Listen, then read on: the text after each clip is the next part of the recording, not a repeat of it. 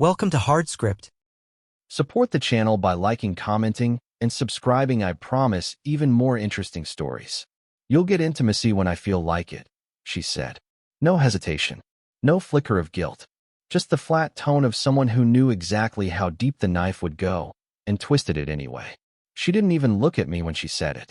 Her eyes stayed on her phone, thumb scrolling like my presence in the kitchen was just background noise. For 3 seconds, I didn't move, didn't speak, didn't breathe.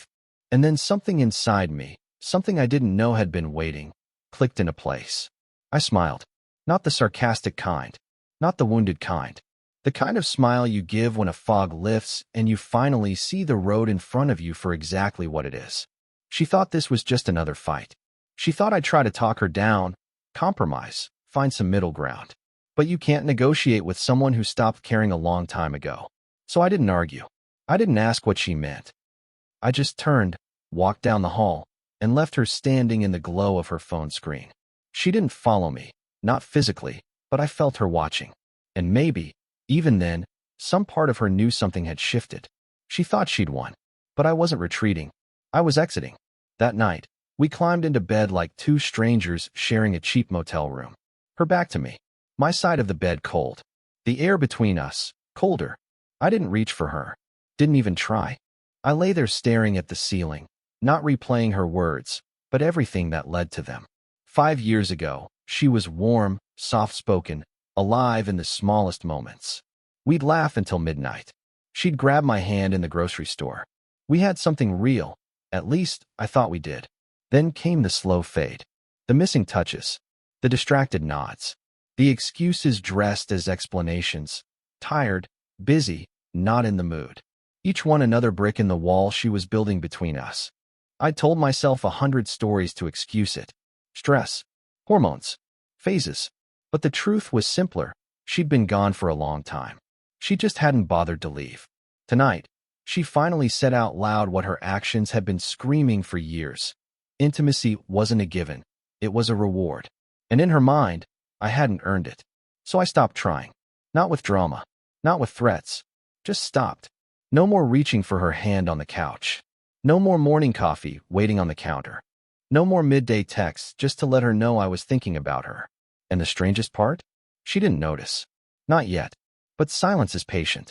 It doesn't announce itself. It waits. And when it finally arrives, it's the only thing left in the room. By the time she realized what was happening, I wouldn't just be distant. I'd be gone. She didn't notice the first day. Maybe not even the second. At breakfast, I sat across from her, scrolling headlines on my phone. No small talk. No asking if she'd slept well. No topping off her coffee the way I always used to. She rambled about something. Her manager, a canceled lunch, a friend's birthday. I nodded once, eyes still on the screen. She waited for a reaction, any sign of life from me. She got nothing. That night, I didn't rush home. I stopped at the gym, took the long way back, sat in my car for 10 minutes before even unlocking the front door. She was on the couch, hair curled, satin robe hanging just enough to suggest she'd put effort into looking effortless. A half-finished glass of wine sat beside her. She looked at me and said I was late, voice light but probing. I told her I didn't realize we were on a clock. Then I walked to the kitchen and started cleaning up the takeout containers she'd left out. No sighs, no irritation. Just a quiet efficiency that didn't include her. She asked if I was okay. I said I was better than I'd been in a long time. And I meant it. The next evening, she tried harder. Candles on the table. Pasta made from scratch. 2 plates set. I sat, thanked her, ate in silence. She reached across the table, fingertips brushing mine. I pulled my hand back without looking up, like I hadn't even noticed. I saw the flicker in her eyes, confusion, then the faintest ripple of panic. This was the first pull, the first thread coming loose from the fabric she thought was secure. For years, she had treated affection like a currency she controlled. She'd give just enough to keep me invested, then withdraw it without warning to remind me who set the terms. Now, for the first time, she was on the other side of the transaction. She was tasting her own brand of absence, and it was sour. In the days that followed, her moves became smaller but more frequent. Midday texts. Hope your morning's going okay. What do you want for dinner? Miss you. I didn't ignore them. I answered. But each reply was measured, precise. Thanks. Doesn't matter. All good. Words stripped of warmth, stripped of invitation. Every response a scalpel, cutting her imagined control into smaller pieces. By the end of the week, I could feel her watching me even when she pretended not to, studying me for cracks, waiting for the man she thought she knew to reappear. But that man was gone. What she saw now was someone she couldn't read, couldn't predict, couldn't pull back into orbit with the same old tricks. She had built her comfort on the belief that I needed her to feel whole. Now she was beginning to understand what it feels like when the gravity shifts, and you're the one left floating. And I wasn't planning on pulling her back. I knew the exact moment she started to feel it. It wasn't loud. No tears. No shouting. No begging. It was quiet. So quiet you could miss it if you weren't looking for it. She called me at work. Middle of the day. Something she never did. Her voice was light, almost playful, but there was a stiffness underneath. She said she just wanted to hear my voice. I let the pause stretch long enough for her to hear the absence. I asked if everything was okay. She said yes, just that she missed me. I didn't say it back. She laughed nervously, then said she'd let me go. It wasn't affection. It was reconnaissance. She was checking the temperature, seeing if I was still under her influence. And what she found was cold. That night, I came home later than usual again. She was sitting in the living room, hair styled, dress on, like we had dinner reservations. We didn't. She said she'd been thinking we could try that new place in town, maybe talk a little. I took off my jacket, calm and steady, and told her I'd already eaten. I watched the hit land, subtle but there. She said maybe tomorrow, her voice a shade softer. I told her maybe. Then I walked upstairs. 2 days later, I started making the first real moves. I rerouted a portion of my salary into a private account. No shared access, no notifications. Canceled a couple of subscriptions she didn't even know I paid for. Small things. Invisible at first. The kind of adjustments that only show their weight over time. That evening, she sighed loudly from the couch and said something was wrong with the Netflix account. She waited for me to fix it. I didn't even look up from what I was doing. She waited longer.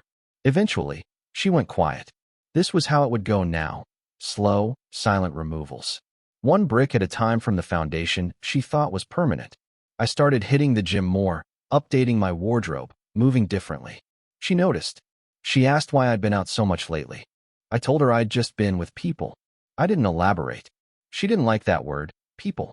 Too vague. Too open-ended. A week later, I caught her folding laundry that didn't need folding, slipping receipts from my pockets into her hand when she thought I wasn't looking. I didn't call her out. I let her sit with the doubt, the same way I had sat with it for years. This wasn't revenge. This was clarity. I was no longer in orbit around her, and she knew it. The man she could predict, manage, and control had vanished without a single slammed door. And the silence I left in his place? It was starting to feel like a storm she couldn't see, but could hear coming. I didn't expect to find anything that night. But when I saw her phone left charging on the counter, face up, screen lit, I looked. Not because I needed proof, but because some part of me already knew it was there. A string of messages. Not explicit. Not careless. Just warm enough. Just frequent enough to be something she wouldn't want me to see. His name was saved under something bland. Just a first name, but the tone was different. Light. Charged. The kind of tone I hadn't heard from her in years. I didn't scroll far. I didn't need to. It wasn't about catching her in the act. It was about confirming the shift I had already felt long before. This wasn't just emotional distance anymore. This was an audition for another life. I put the phone back exactly where I found it. No confrontation. No scene. The truth wasn't a bomb. It was a compass. And now I knew exactly where I was headed. The next morning, I left the house before she woke up. I started my day with a quiet list. Assets in my name. Accounts she couldn't touch. People who needed to know nothing yet, but would later. It wasn't a plan to blow things up. It was a plan to walk away so clean she'd think I'd evaporated. Over the next week, my absences became part of the landscape. I was home less. When I was focused elsewhere, on my laptop, at the gym, in the garage fixing things that didn't need fixing. She'd pass by, glance over, linger like she wanted to ask something. But she never did. One night, I came home to find her dressed like she had somewhere to be. Makeup perfect, hair styled. She said she'd been thinking we should have a night out. Just the two of us. I told her I already had plans. I didn't explain. I didn't ask about hers. Her smile froze just long enough for me to see the fracture. 2 days later, she tried a different tactic. She, accidentally, left her laptop open on the kitchen table, a photo of us from years ago filling the screen. I closed it without comment. She was starting to play defense. The woman who once treated affection like a faucet she could turn on and off was now testing for leaks in her own armor. I wasn't celebrating it. I wasn't gloating. I was simply done. And when you're truly done, you don't need the other person to admit anything. You don't even need them to understand. You just move differently. And sooner or later, they realize you're not moving around them anymore. By the 5th week, the silence wasn't just absence, it was structure. Every choice I made now was deliberate, each one removing another quiet piece of the scaffolding she had leaned on for years. I started with the finances. Not in a way that screamed retaliation. In a way that was surgical. Automatic payments she relied on, gone. Streaming accounts under my name, canceled. The joint card we used for everyday expenses, restricted. She didn't notice immediately, but I knew the moment she did. One evening, I heard the faint clatter of her card being declined over the phone as she ordered something online. She asked if there was an issue with the account. I told her I was reorganizing things, keeping it efficient. No details. 2 days later, I let the yard service lapse. The grass grew uneven, weeds along the fence. Small, almost invisible at first, but enough to be felt. The same week, I stopped ordering the specialty coffee she liked. She made a comment about it. I said I hadn't gotten around to it. Then I went back to my laptop. Her patience began to fray. I could see it in the way she moved, shorter steps, tighter shoulders, little bursts of irritation at things that never used to bother her. I kept my routine outside the house tight and separate. Work, gym, a quiet drink at a bar where no one knew my story. Places she couldn't follow. She would text occasionally. When will you be home? I answered with one word, late. And yet, she tried. One night, she set out 2 wine glasses on the coffee table, just like in the beginning. I walked past them, told her I had an early morning. She didn't hide her disappointment this time. It was the first crack wide enough to see through. Soon, she started asking actual questions, where I'd been, who I was with. I answered every one with the same calm, clipped precision. No lies, but no openings either. She wasn't entitled to the story anymore. And then came the first real tell. She dug out an old photo of us, framed it, and set it in the hallway where I'd have to pass it each day. I didn't touch it, didn't acknowledge it. Within a week, it was gone. The supports were gone now. The invisible threads that kept her comfortable had been cut, one by one. She was still standing, but I could see the sway. And the thing about removing supports? It's not the first creak that matters. It's the moment the whole thing finally gives way. It didn't come all at once. It never does. The first collapse is usually disguised as something small, an inconvenience, a minor frustration. But I'd been watching closely enough to know when it finally landed. It started on a Thursday night. I came home later than usual, the kind of late that doesn't need explaining anymore. She was in the kitchen, standing over the sink, staring at a stack of dirty dishes like they'd personally insulted her. I walked past without a word, set my bag down, and headed upstairs. 15 minutes later, I heard the first sound. Not crying, not yelling, just a sharp slam of a cupboard door. Then another. Then the clatter of something hitting the counter harder than it needed to. When I came back down for a glass of water, she was pacing. Her voice was tight, but she kept it controlled. She asked why everything felt so tense between us lately. I told her I wasn't sure what she meant.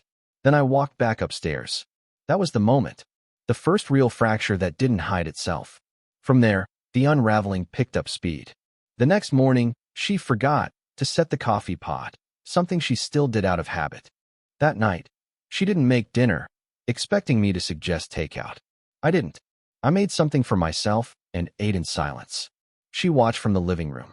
By Saturday, the silence wasn't just mine anymore. It was hers too. Only hers wasn't calm.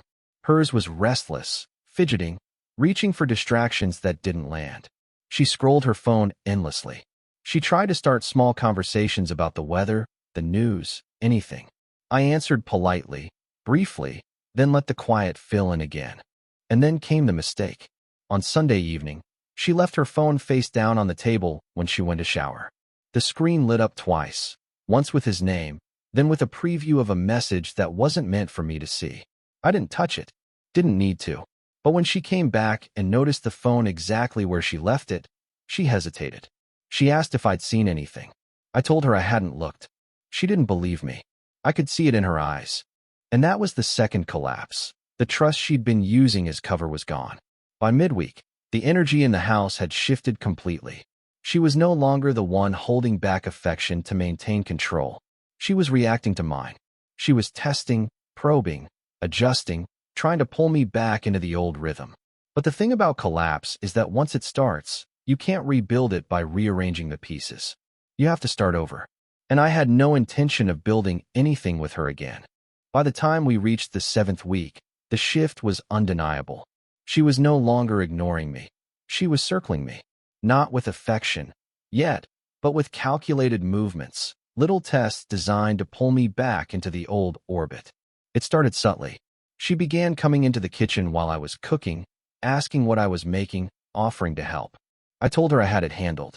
She lingered anyway, pretending to check the fridge, pretending not to watch me. 2 days later, she came home with groceries, things I used to buy for her, things she'd stopped asking for months ago. She set them on the counter like it was an offering. I thanked her, put them away without looking at her, then went back to my laptop. That night, she tried a different angle. She changed into a dress I hadn't seen in years, one she used to wear when we went out together. She walked into the living room like she was just passing through, waiting for me to notice. I didn't. When she finally asked if I wanted to go out somewhere, I told her I already had plans. She didn't ask with who. She didn't need to. The question was in her eyes, and I let it hang there. The following weekend, the push became more obvious. She made breakfast, pancakes, bacon, coffee, the works, and set the table for two. I sat, ate, thanked her, then left the dishes in the sink. She stood there, spatula still in hand, watching me walk away. It wasn't cruelty. It was clarity. For years, I had jumped at these gestures like lifelines, thinking they meant something was changing. Now, I saw them for what they were, attempts to reset the balance without addressing the truth.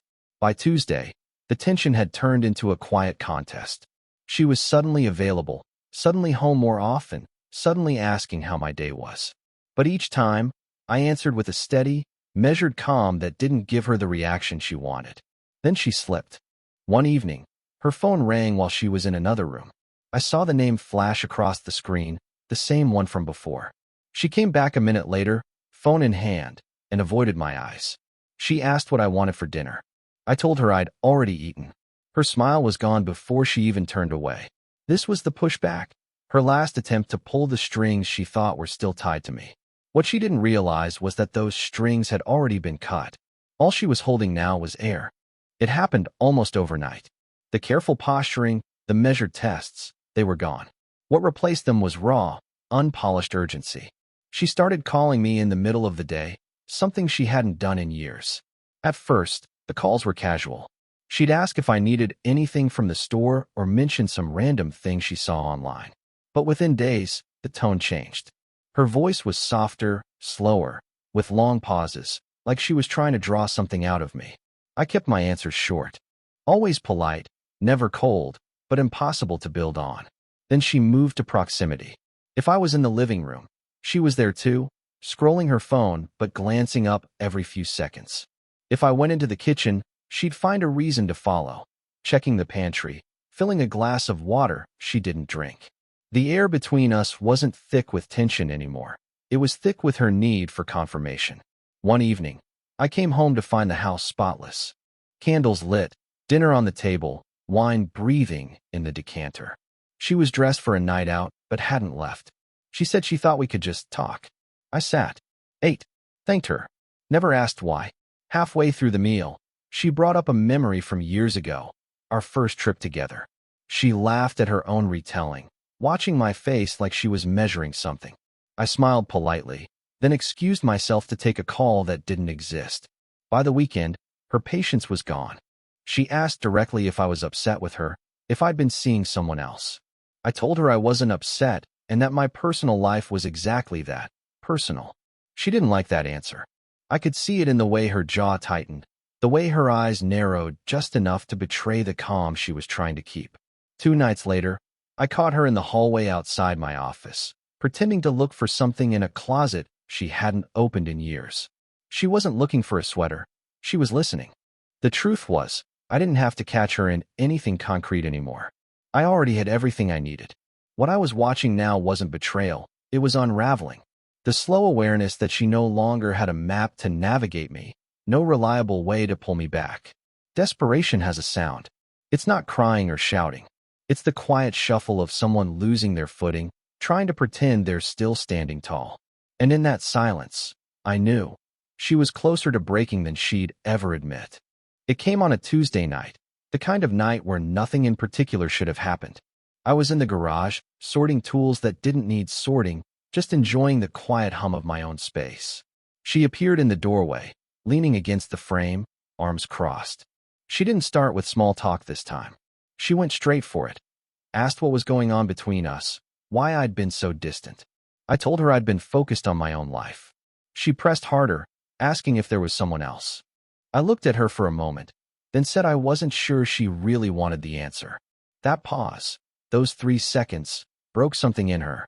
She stepped into the garage, her voice losing its steady tone. She said she missed me, that she wanted things to go back to the way they were.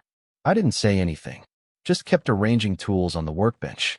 When she realized I wasn't going to fill the silence, she kept talking. The words came faster, unfiltered. She admitted she'd taken me for granted. She said she knew she'd been distant, cold, and that she'd been going through things. I nodded, as if I were listening to a coworker explain a late report. Then came the real tell. Her eyes dropped, her voice lowered, and she said she didn't like the way she felt anymore.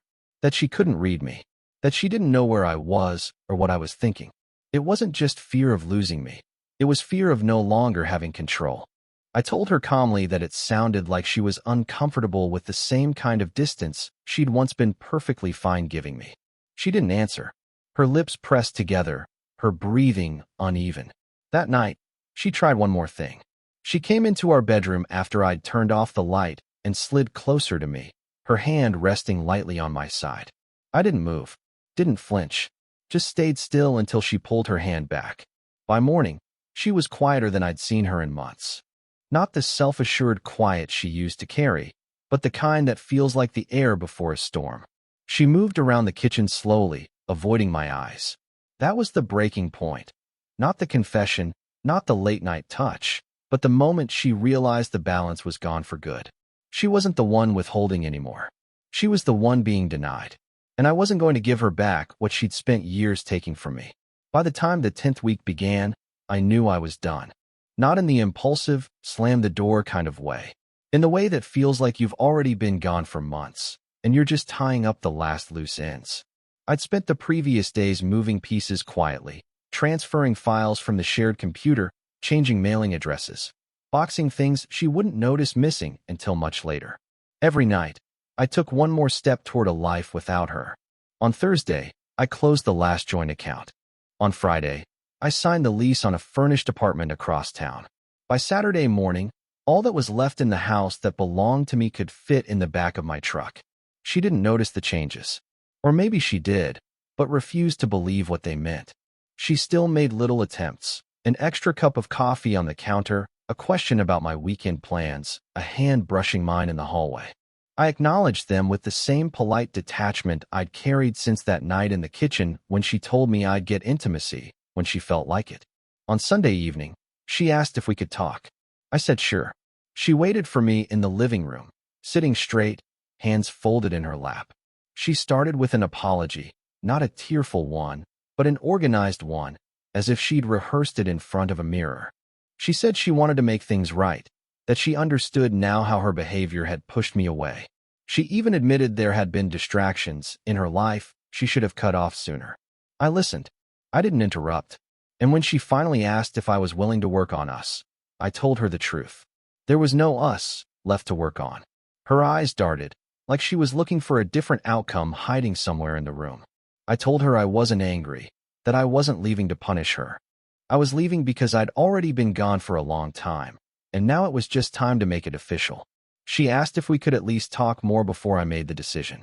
I told her I had already moved my things, that the keys would be on the counter when I left. There was no scene, no raised voices, no final argument, just her sitting there in the stillness, realizing that nothing she said would change what was already in motion.